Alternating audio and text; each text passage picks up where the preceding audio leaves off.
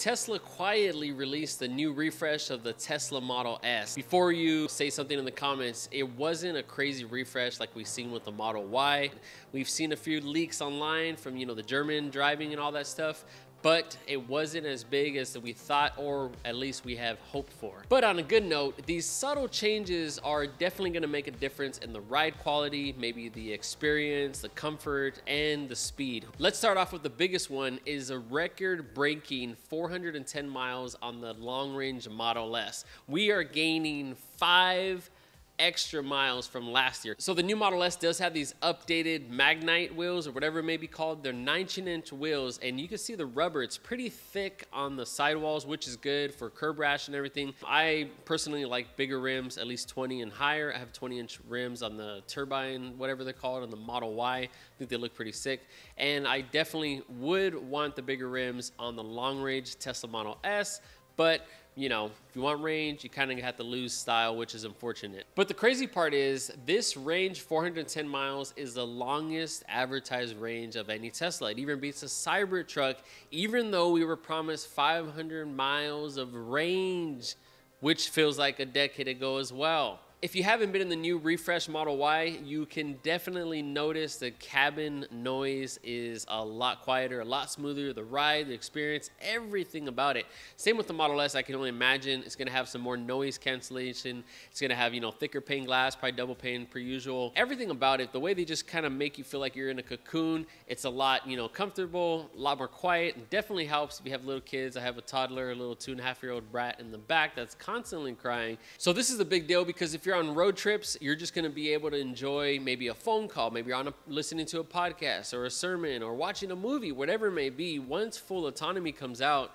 say you want to take a nap in your car, you're going to be good to go because of that quiet cabin, because of those creature comforts. You're going to have the air ride suspension per usual, and you're still getting 0 to 60 in about 3 seconds, which is mind-blowing. One thing people are criticizing for a near 6-figure car in a refresh is we still do not have massage seats. Audi, BMW, Mercedes, they have all had it for another decade, I would say. So keep that in mind. But it is kind of a bummer, you're paying that kind of money and they don't have that feature. I think it'll be really great, especially if you're doing long road trips. It does make a difference. If you ever sat in a massage seat type of vehicle, it is pretty awesome. Although it does have ventilated seats, that's pretty much the norm nowadays. And there is a little bit of Alcantara on the bolsters on the side.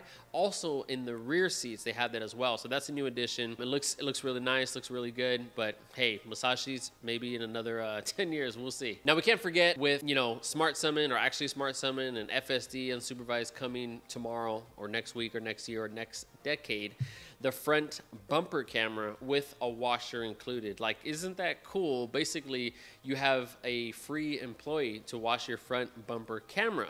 A lot of people are saying you could even use it to wash your hands, brush your teeth, wash your car. So there's a lot of things you could use it for. I would definitely use it on the 2 latter ones, your teeth and your car.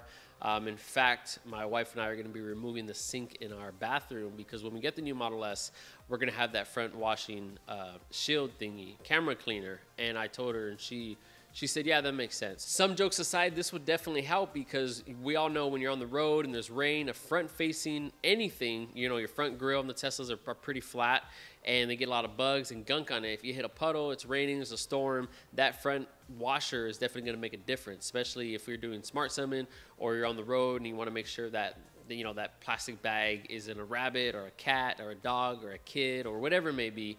It's going to give you that clear visibility. And one of the coolest features that have been coming out with every new refresh, starting with the Model 3 Highland, is that amazing interior LED lighting.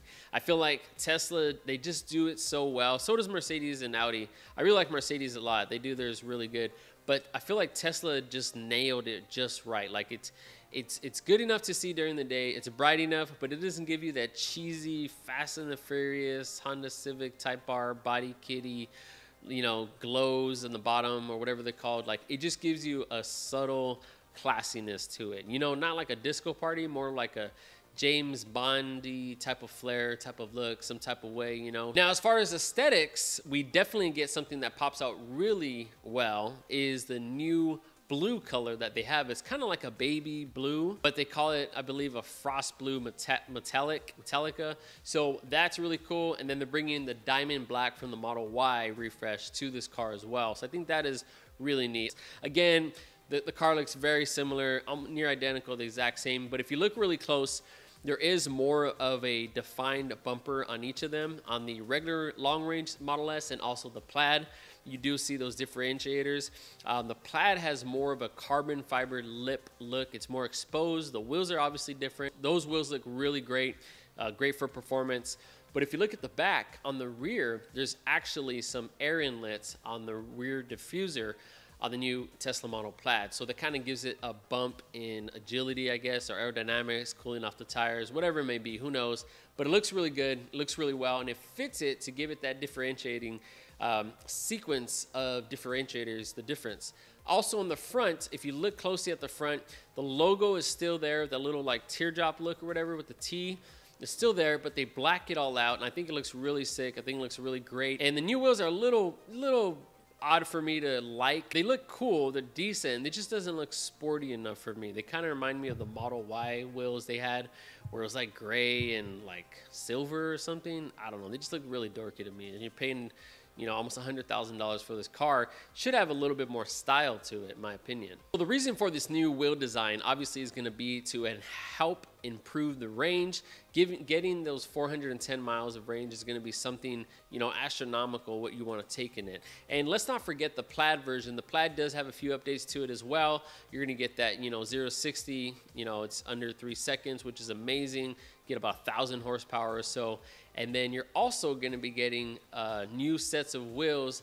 And if you want, you could add the carbon ceramic brake pads to it. I believe they're like $5,000 or $7,000. I didn't see a price tag on it, but that's from what I remember on the previous models. But that'll give you obviously better braking power. They won't overheat as easily, and they'll do really well if you're going to do track mode or anything like that. So this car pretty much comes track ready from the factory. Definitely going to want to fork out some money for the ceramic brakes. If you want to be stopping, you know, you don't want them overheating, you're going to be going 120 miles an hour. It does say, though, a detail it does say is you're only going to get about 163 miles with the stock brake system, maybe suspension too, I'm not sure. If you get the ceramic brakes, then you can hit the 200 miles per hour. So that's maybe a safety feature because they don't want people, you know, going over 150 miles an hour, which 163 is insanely fast here in the States, MPH. And I think it's just great that they offered that. So it's kind of like, oh man, he has the ceramic brakes. That's going to be a flex as well. Like, dang, that thing goes 200 miles an hour, which is pretty insane for a car, like to even get near that speed. I mean, over 150 is insane already, but 200 on an electric car, that is only 6 figures. When you see an electric car doing that, those type of numbers, the 6-figure price tag, it makes sense. I mean, it really does. You could put the biggest block V8 in a muscle car or whatever, and I don't know, it's gonna not hit 200 miles an hour. You're gonna have to put like crazy fuel on it, alcohol fuel or something, and you're gonna be spending over $100,000 in upgrade just to get it there. So think about it like that. It's a 9-point-something second car, I believe 9.9, 9.3, just straight out the factory. So the Plaid is really something that just takes you to that level where you pretty much have the fastest like street legal car on the market. Definitely the fastest electric car that I've heard of, at least in the States. So the Plaid is really going to be something to set the bar. And when you see those ceramic brake pads, you're going to know, man, this guy or girl is going about 200 miles an hour on a daily basis. Imagine never being late, never being delayed, never have to worry about traffic because you just go around on the shoulder and you'll be fine. You'll be going so fast, no one can catch up to you. Maybe a fighter jet, maybe. So keep in mind those new fresh paints, you know, the frost blue or whatever and the diamond black, those range from $1.5K to $2.5 million, $2,500. So that's something you're gonna have to fork out, put in the payment plan. You could get a loan, you get an SBA loan, or you could go to Speedy Cash, now.com. They're going to help you out. They're going to be a 27.89% APR, but you're going to have the money and the funds to be able to take that on. So keep that in mind when you get in the paint and the yoke and the rims, the wheels, the accessories, the floor mats, whatever it may be. Definitely get a high interest,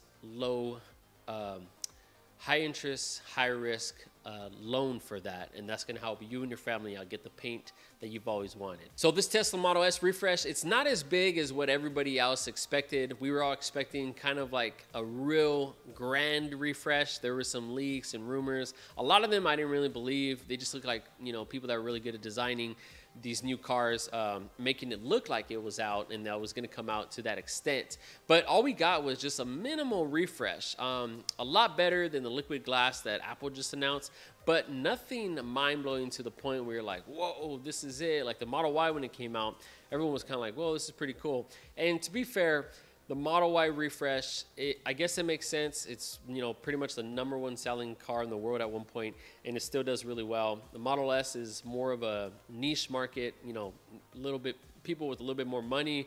Most people don't buy a 6-figure car that they could live without. I mean, you don't need a 6-figure car. I need one, but most people don't. When I pull up in that car and everyone's looking at me in the neighborhood, they're gonna know by default in association that I am doing well, that I'm doing better. So as an adult, whether you're in your mid-30s or your late 40s or your late 50s, you need that validation. So when you have that car, you may not have people loving you and your family, you may not have people supporting you on this side or over there or over here or over there, but you're gonna have that car. And every time you pull up in it, your kids, your spouse, whatever, they're gonna know, you know what? I may not be going to college. We may not, you know, have equity in our house anymore. We may not have a retirement, but we have that car. So I think that's really good. I think you shouldn't take that, or you should take that to consideration and just really apply that, you know, see where it goes, see what happens, test that out. And again, see you in the next one.